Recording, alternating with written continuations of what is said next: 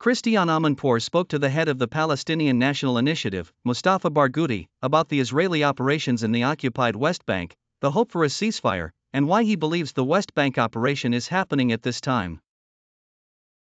Barghouti responded by saying, "I think Netanyahu specifically did this operation to stop the possibility of a ceasefire.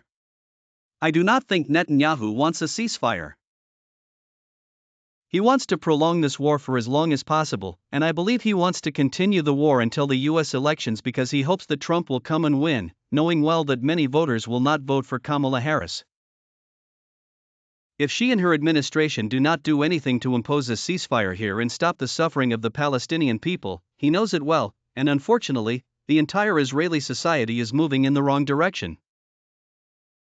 Sometimes, you feel that they are moving towards fascism, and Netanyahu, who postpones the ceasefire and continues the war and now creates another war within the West Bank, gains more votes in the Israeli electoral system.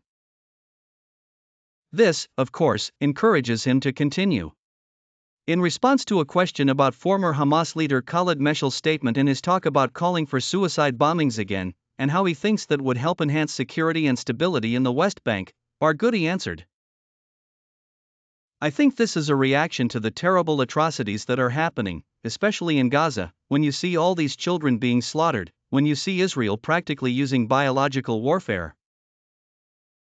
Where we now have 76,000 cases of hepatitis A, and countless cases of meningitis, and now we are starting to see cases of polio. This is terrible. All the population is at risk of diseases and death.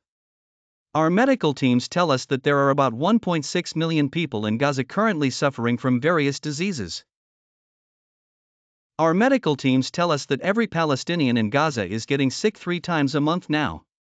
Different types of diseases, respiratory infections, digestive infections.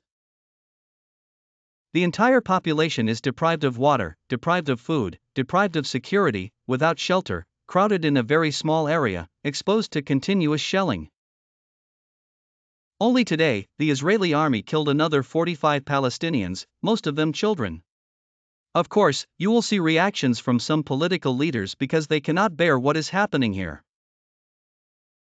Then they make the situation worse by expanding this horrific genocide to the West Bank. Naturally, this drives people to madness.